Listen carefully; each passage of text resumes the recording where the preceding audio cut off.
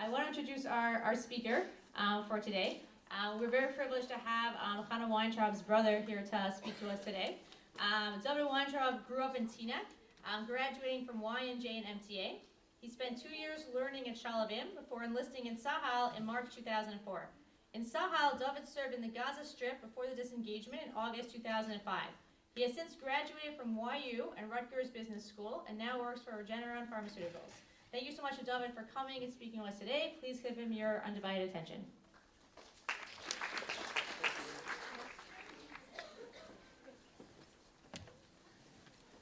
Thank you, Sarah.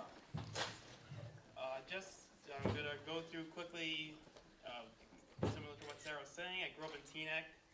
I went to Y&J, MTA. I went to Shalabim in Israel, and then I enlisted into the Israeli military March 2004. So if you see this picture over here is, it's at the end of the Tekes, I can't even remember. We were walking for one of our ceremonies to get our beret ceremony, and that actually is one of the girls sitting in the audience over here. That's my sister Hannah, all the way at the end. We'd walk for like 14 or 15 hours straight, and that's my sister at the end. I always used to look back at my military experience, and this picture meant a lot to me in the sense that the country's a young country, and they go in a long way.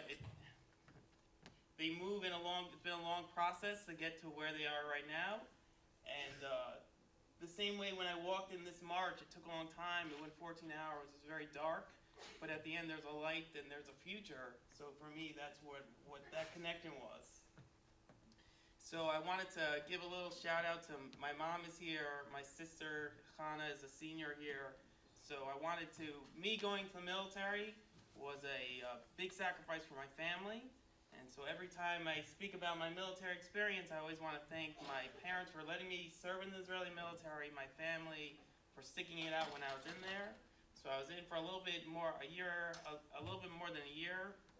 It was right at the end of the second Intifada. So it was still always a very serious time there, but it was an extremely dangerous time, and I ended up, the way that God had shifted me, I ended up serving my full service in the Gaza Strip before the disengagement. So I want to give a little story. Everyone has their Israeli military story where they don't understand Hebrew. So I have my own personal Israeli military story. When you get there, as much as the Hebrew that we learn in Mayanot and MTA, we don't really know Hebrew. It's our spoken Hebrew. And the way it used to work at the beginning of military is they would call to you the drill sergeant would call everyone to stand in chetz, and he would check all your equipment to make sure everything was correct, and then he would look for a sacrifice, the karban, to punish. And I had no idea what was going on, so I was always very worried that I was going to screw something up. And it must have been the third or fourth time that we had to line up in the chet. And I get all ready, I have all my stuff ready, I'm standing right at the edge. So you know the chet, so I'm standing right at the edge of the chet. And the drill sergeant looks at everyone and he says, we had water bottles on our sides. Like you can sort of see, in the military, we had 2 water bottles on both of our sides. And he tells all of us to look at our water bottles, make sure we have everything on us correctly. And the guy next to me is like telling me what to do, and I am like trying to communicate with him, and I'm like, oh, I got this under control. And the drill sergeant comes and he yells at me, Weintruab. I'm like, oh boy, this is gonna end poorly. And he's like, he saw I was talking, so he wanted to punish me. So he told me to take out my, it's funny, I'm going back and remembering the story. He tells me as a punishment to take out your mamio, to take out the water bottles, because I was speaking during his session. And he looks at me and he says, Weintraub, hold the water bottles on your side. So I hold the water bottles on my side. I'm like, oh, I'm good. I understood all this so far. And then he says, Weintraub, tistovev. And I'm like, tistovev? I have no idea. So I start thinking, what's the root of tistovev? It's sivivon, like dreidel. So I start going around in circles. And the drill sergeant looks at me, he's like, Weintraub, ma to say? And I'm like, Ani Dovid. And he just, for anyone who doesn't, when he said Dovid, he just meant for me to turn around once, not for me to do a helicopter. So that was my, and that happened, I think it actually happened to a lot of people, even the Israelis, because there's a lot of slang that people don't know. But that was my first experience. I remember the drill sergeant, he couldn't stop laughing, so he had to leave the circle. But that was a way, yeah, it's funny, I look back, I so much love the Israeli military. I love it to this day.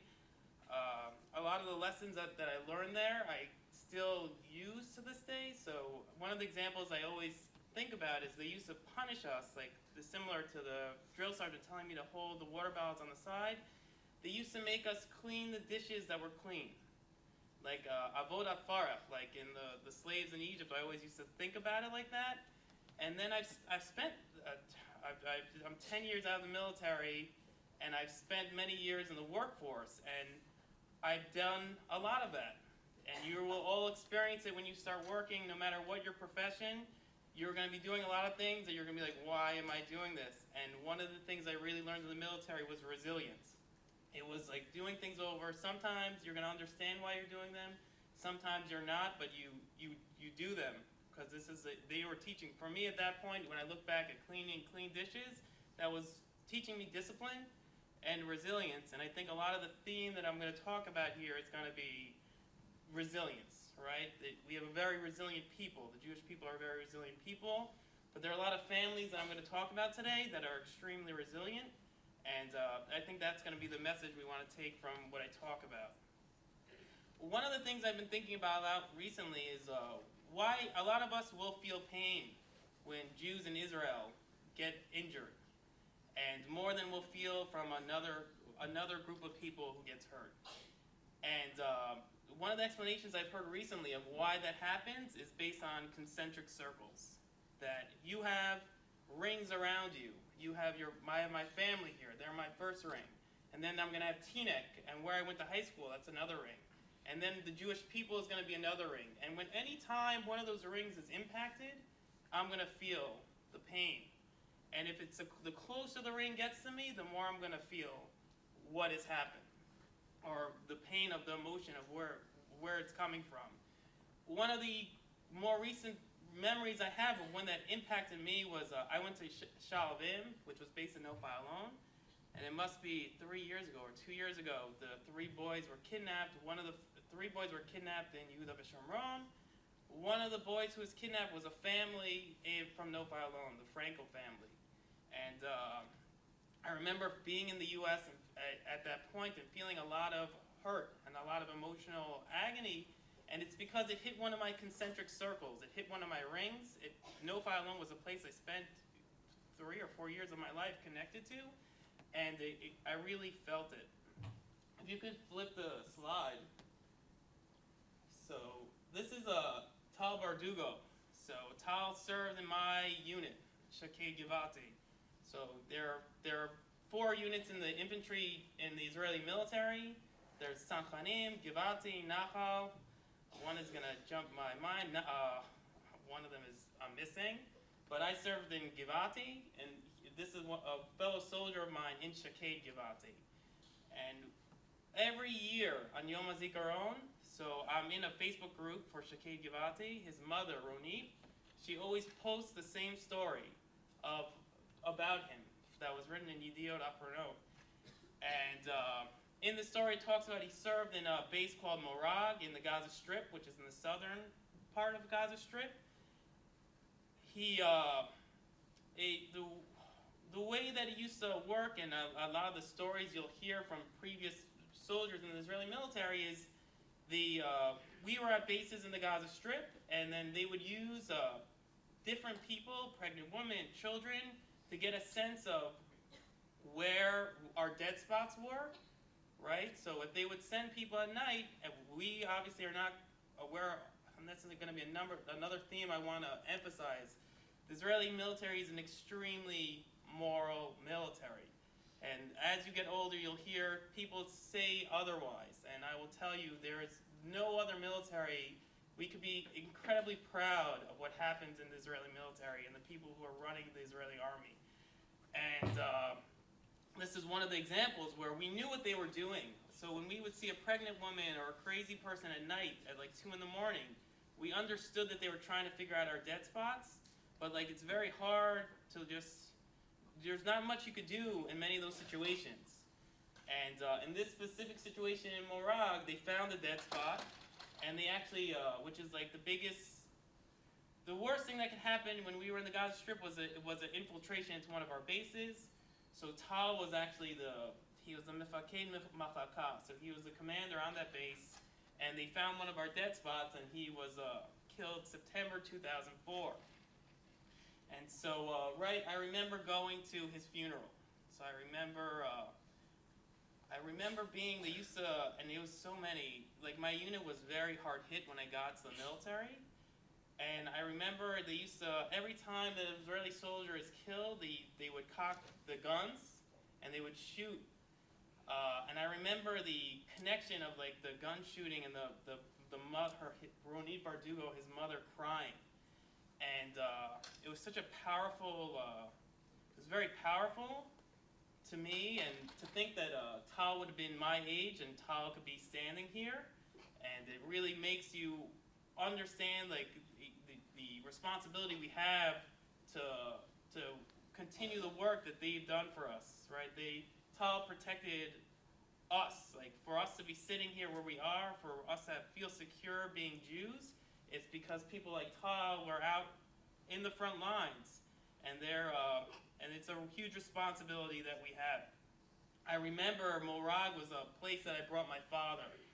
It was not the smartest thing I've ever done, but my dad wanted to see Gush Katif, and it was right before the disengagement. And I remember my father. It must have been 3 or 4 months after this happened in Morag. I remember being on, there were 2 main roads into the southern part of the Gaza Strip. One of it was called Tzir Kisufim, and another one is called Tzir Philadelphia.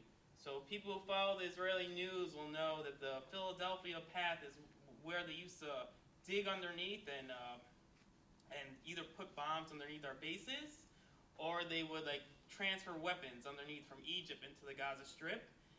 And I brought my dad down there. I remember we were driving on Tzir Philadelphia to Morag, and my dad wanted to take a picture. I'm like, I don't think we're going to get out of here to take a picture. And so I remember actually on Tzir Philadelphia, I never looked. It said, you see like stop signs that say yield. It said Yeri al Hatzir, right? It said that they were shooting on the road. It was a Zihirut, Yeri al Hatzir. And that is something you'll only, you'll only see in the, I don't think I'll ever see that sign again. But there's like another aspect that like extended, the military extended we come from like Teaneck, we're a little bit from a sheltered community. The military was the first time I had the next like, where my circles got a little bit bigger and you see things that you haven't seen before.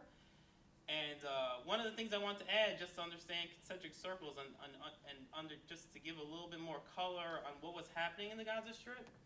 So I remember the checkpoints where we used to check the people would come from Khan Yunis, different Palestinian neighborhoods, and they would come to work at the Gush Katif facilities, like their greenhouses, or they would work in the supermarkets. And I remember when we used to have to check their bodies when they came in. So they had to pick up their shirts, they had to turn around. And I also remember that I never wanted to be, it wasn't just that I was scared of, I think when you're in the military, that's not something that is, that doesn't bother you as much. But the people from the Palestinians who were living in those territories around Gush Katif, they lived in dumps. And to the point where I couldn't breathe. Like when we would check them, I could not breathe. And that's like the reason, and it was like very hard for me to digest that like people were living in garbage.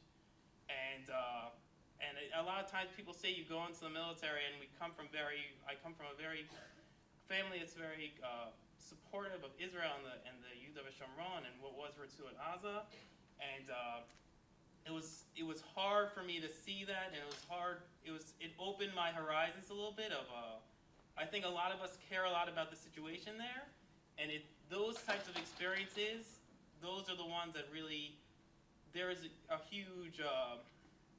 It's a huge problem, right? What's going on, and so that was something for me that I need to digest, right? When you're in the military and you see people living like that, and you understand that there are people on the Israeli side that are trying really hard to figure it out, and unfortunately, I think a lot of times on the Palestinian side they're not, but there was something that extended it made me feel for people who I normally didn't feel that pain for. Which gets into why I went to the military. Not that story in particular, but the rings that were around me. And there are two major impacts that sent me to the Israeli military. When I was a senior in high school, like Hannah is now, I was in MTA, and that year was 2001. So in September 2001 is when the Twin Towers were hit. And that was really hit my concentric circles, right? It really hit. That was a ring. New York is where I went to high school. I remember being in Teanex, a friend of ours, again, a mother. A lot of times, it's like mothers crying becomes like the thing that stuck with me through all these experiences. But I remember being at the Lichtstein. One of our friends from Teanex, the Lichtsteins, they lost their uncle. So one of my friends lost his uncle, and that really hit one of my rings. And then my grandparents on my father's side went through the Shoah, and we're brought up with this feeling of never again, and that really resonated with me. I didn't really know what I was getting into, but I really wanted to be a part of the military and always be a part of. Now, if I want to go back and serve, I could still go back into Miluim. So I'm always connected to a military that's going to protect me and that's going to protect you, and that was built by people like Tal. I want to just emphasize what I emphasized before, that Tzahal is an incredibly moral military, and one of the stories that resonated with me when I was in the military is I was at a base I served in a settlement called Tel Katifa, and it was right on the outskirts of another settlement called Neve Zekalim. And Neve Zekalim was the main settlement of Jews in Gush Katif when they lived there. And I remember in the mornings, they always used to sit and shoot rockets into the settlements, right? We would go to sleep with rockets going into Gush Katif, and we'd wake up in the morning. And they must have shot over 6,000 mortars into the Gaza Strip, into the Gush Katif when I'm sure I saw like 1,000 of them. And I remember in the morning that, again, a similar dynamic that I mentioned before, where the way that they would shoot, the reason they were able to shoot so many mortars into the settlements is because they would use children and women in front of the terrorists. And I remember specifically from all my sergeants and I experienced it myself. I remember I was on a base in the morning, and you have a machine gun, and you see kids playing, and you freeze a little bit, because they're in areas that the kids are not supposed to be, and it's 6 o'clock in the morning, so there probably shouldn't be kids playing at 6 o'clock in the morning. And so I remember when we would start talking to different sergeants, and as we would go up the chain of command, because all of us started knowing, we all got a sense over the time that we served there, what was happening. I remember we would get commands from our lead general saying, everyone holds their fire until they could get a shot at the terrorists, right? And I would say that was a huge struggle for all of us to be in a situation where you sort of feel we're a strong military, and getting an understanding of sometimes being the strongest military requires to be the strongest morally, and we're not going to sink to their level, to those levels, to to fight in wars. And I really, when I was in the military, I didn't see that as strength, and it was very hard for me to hold fire when you know that. I remember that specific morning, so they hit the shul. So the mortars hit. If you would walk in the shul in the Veit Kalim, I remember walking with my dad around there. There were like literally mortar bombs. Like, can you imagine going to B'nai Yeshurun and having like mortar bombs, all like literally craters in the floor around like this? Must have been a very expensive synagogue. It was a very shocking experience. But I wanted to just bring light about something that I have seen that you probably haven't experienced, but I'm sure maybe you had relatives who lived in Gush Katif. But I want to speak a little bit about the people before I speak about another friend. The people who lived in the Gush Katif area were an extremely resilient people. And the story that I always remember is I remember going to, first thing I remember opening gates and like seeing mortars going into the communities and them just like acting like this was normal. And that to me, like you could see that in two ways, but that was it was a very strange and like, to the point where you honor people who care as much about Israel and the land of Israel that they did. And one of the other stories I remember is they used to fill up the mortars with shards, and you'll always hear that now. The recent, one of the ways they knew there was a bombing, a bus bombing, right before Pesach, if you guys saw in the news. And one of the ways they knew it was a little bit irregular, it wasn't a suicide bomber. One of the ways, I quickly listened to the Israeli radio, and one of the ways they knew that it was a terrorist bomb is because they saw the shards. Like the doctors who work in the hospitals in Israel, they know right away when it's a terrorist bomb. And I remember spending some time with one of the families in Gush Katif, and their love of the land of Israel it just was so amazing. And the lady had shards, like she had kept the shards, like a mortar had hit, and she had gotten hidden down the side of her body, and she kept on living, and in Gush Katif, and loving Gush Katif, and it was just it was amazing to me.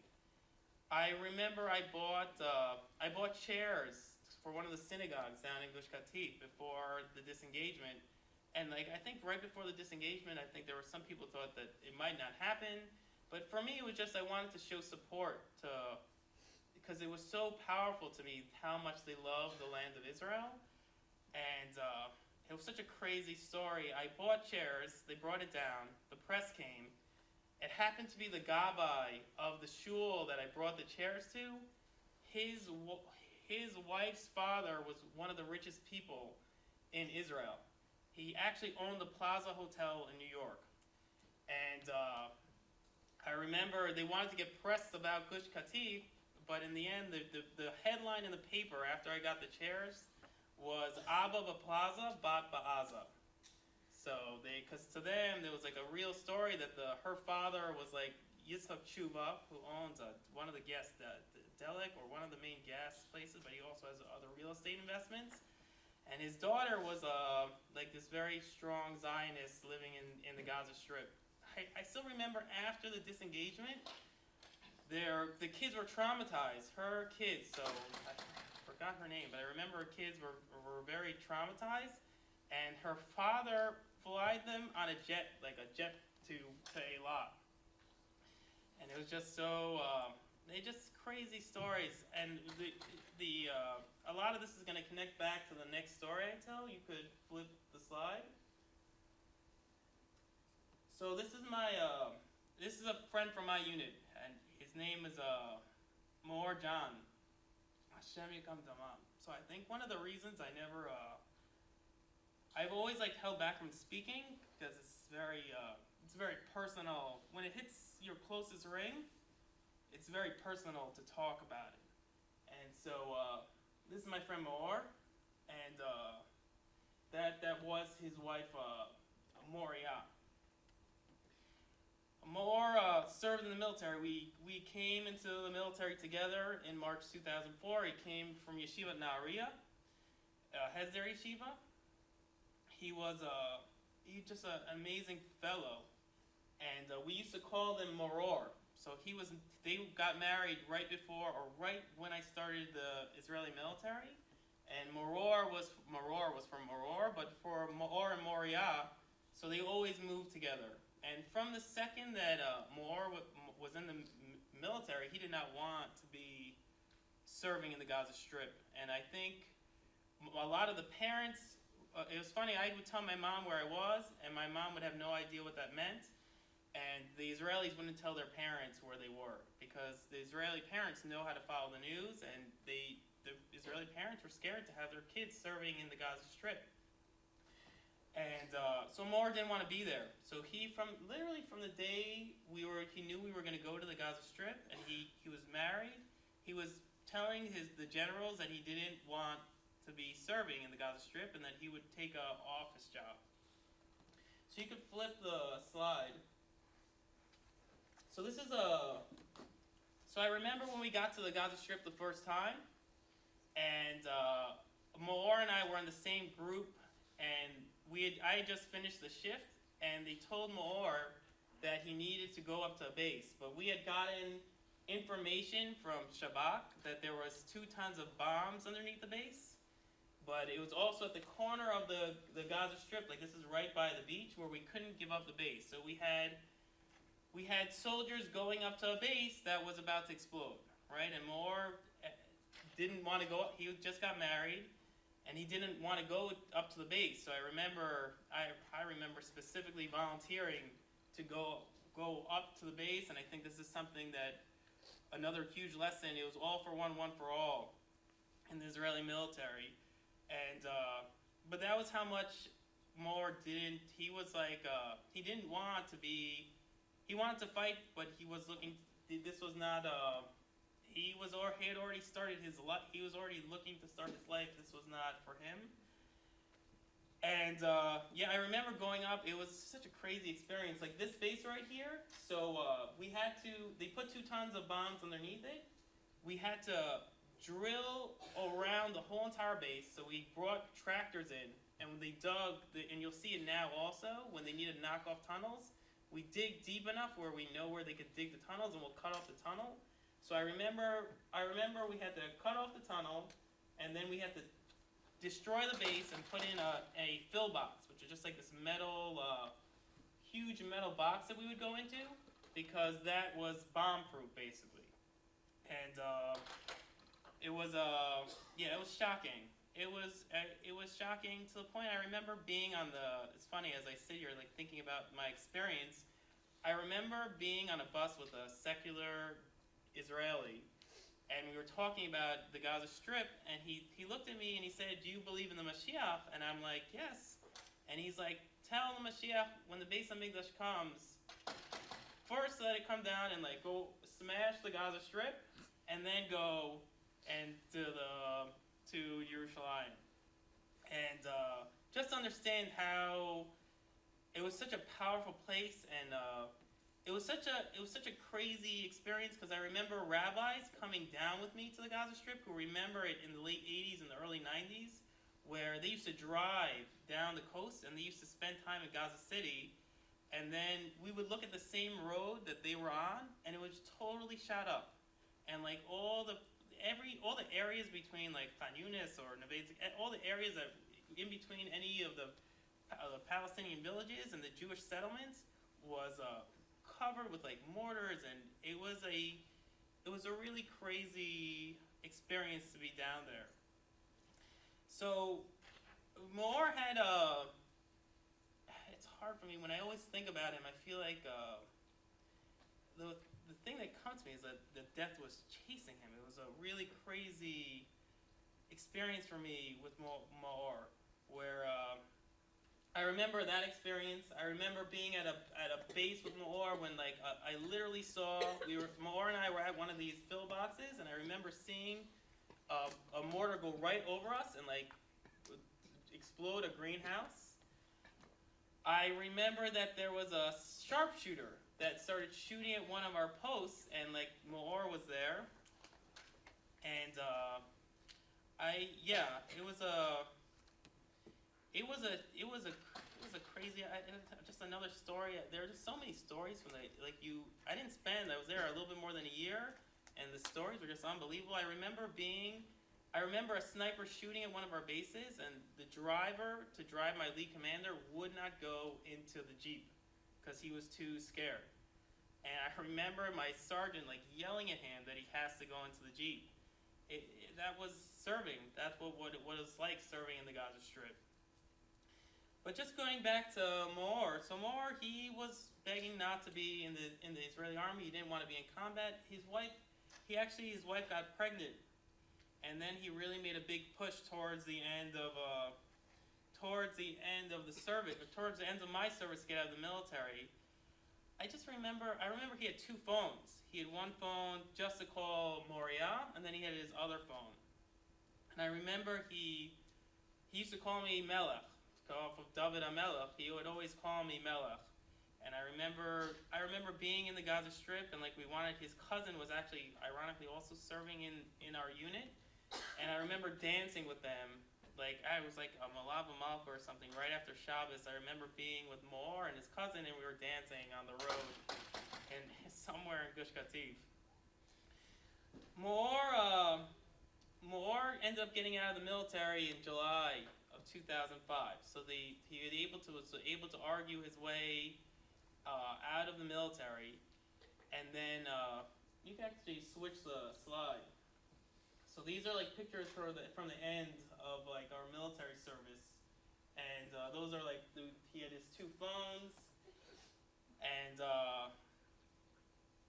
he ended up getting out of the military July 2005, and then it was right before the disengagement. So he was at home with his wife. His wife was 8 months pregnant, and he was giving out. He went to the mall. At that time, they were giving out Gush Katif orange flyers to put on cars, and he was killed by a suicide bomber right by the mall in Netanya. And I remember when the suicide bomb happened.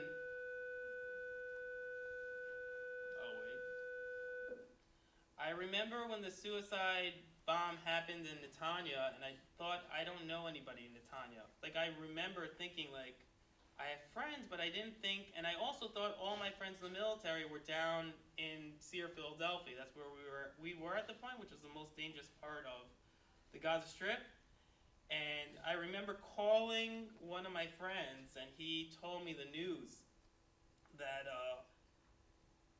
Moore was killed in the suicide bombing, and I just remember it was such a. To this day, it's hard to grasp the whole story. I feel like Israel's a country of extremes, and the story was just so extreme to me. And I actually made Aliyah and I was supposed to go to his house that first Shabbat that I was going to be in Israel to be with Moore and Moriah. And I remember I got back to Israel, and she had just given birth. So Moriah had given birth to a daughter, and she named her daughter Yeshua, so her salvation. And I remember speaking to her mom. So she didn't want to speak to me because she was still a month after Moore had been killed. And I remember her mom telling me, I remember her mom breaking down to me. Her mom was telling me about getting her daughter back into shape after her husband had been killed, and she told me that the hardest part was thinking about how well Moore treated Moriah, and I think there's something to think about, and it was just an amazing relationship, and to think that Moore, he was doing everything he could to build a house in Israel and to have a family in Israel, and that was his way of defending Israel, right? People who live in Israel, the same people who are living in the Gush Katif, and the same people who are living now in the south, right on the border with Gaza Strip, they're defending our country, and I remember Moore's mom telling me that there was a family in the Gaza Strip who had it was sort of like Eov. There was a family in the Gaza Strip that literally was Eov.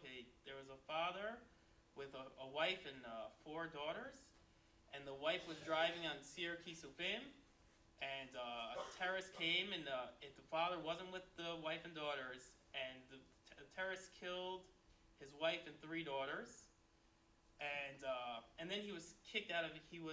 Disengagement happened, so then he didn't have his house. So I remember Moriah's mom saying to me that she wanted Moriah to meet the father who had just gotten remarried, and really, which gets back. I want to just finish on the resilience theme, which is so Moriah does go. She remarried. I remember she remarried like a year after. So this was in 2005, and she married a year and a half after.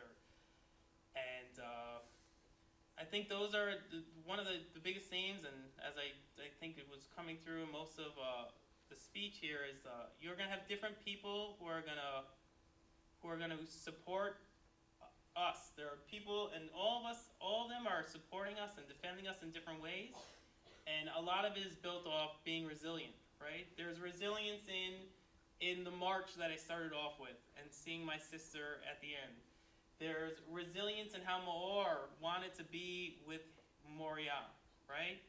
There's resilience of the people in the Gaza Strip to live and protect of their way of protecting our land, even under circumstances that are unbearable.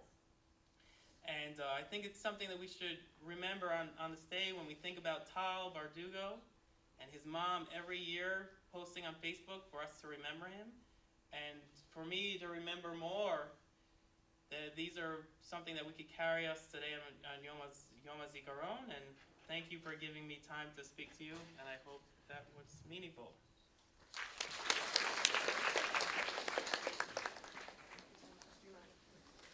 Yep, go for it. Yep. Thank you so much for sharing your very personal story with us. We have time for like 1 or maybe 2 questions. Anyone have any questions? Yeah. It was the military was not. The military was not hard at all to stay religious. So I remember there was an incredible. I remember in the Hezer units, it was a very. It's funny. It's such a good question. But the military was super friendly to religious Jews, and if you could see from a lot of the stories I told you, it puts a head-to-head. There's a lot of head-to-head with like belief and Judaism that becomes a struggle. But I would say in the Israeli military, it was not hard at all to be religious. Since the Israeli military, religion has been a struggle for me. And a lot of it's because you see things and it's hard to reconcile. And it's different, and I still am religious, but it's very hard. It's very hard to reconcile. Not that, because I remember when Maor was killed, and Moriah went to a rabbi. And the only explanation you could give to the story was that he was like a sacrifice for the Mashiach or something, and it was hard to it was very hard. It's hard. I don't know any other way to answer that. And I think for any other person who served in the military, and everyone's going to be challenged with this as they go through life, but I think definitely serving in the military has challenged religion more than other things that I've experienced. Thank you. Yeah, last question. What really made you want to join the Israeli army? So the things I mentioned before. So I think the most important thing is it's funny. It's a crazy time in America right now. If you see what's going on in the elections, And it's very comforting to know that we have a country that's looking out for us, that will look out for Jews anywhere. And even though I'm in America right now, it was so important for me to be connected to a country that I knew would always look out for me, that's always going to look out for my children. And yeah, that was like the main. There are other drivers like the Shoah, which is a similar theme, and September 11th, but those are the main.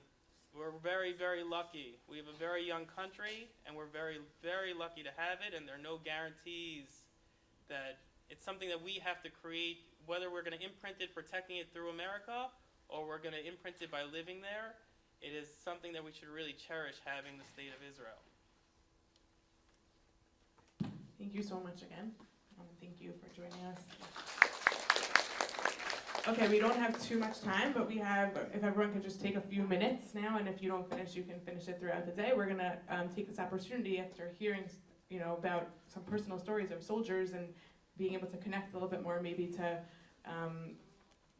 what Yom HaZikaron is all about and what the Israeli army is all about. We have opportunity to now write letters to soldiers. We're going to send them to an organization that specifically helps lone soldiers, right, Americans who decide to join the army, which is something that maybe some of us can relate to a little bit more. People who come from backgrounds just like ours who decide to give of themselves even though they're not required to join the Israeli army to protect and serve Medinat Yisrael. So if everyone could just take a few minutes to write a letter showing Hakara Hatov, showing appreciation, showing support, and then you can bring it up here to one of us, and then please make your way straight to second period.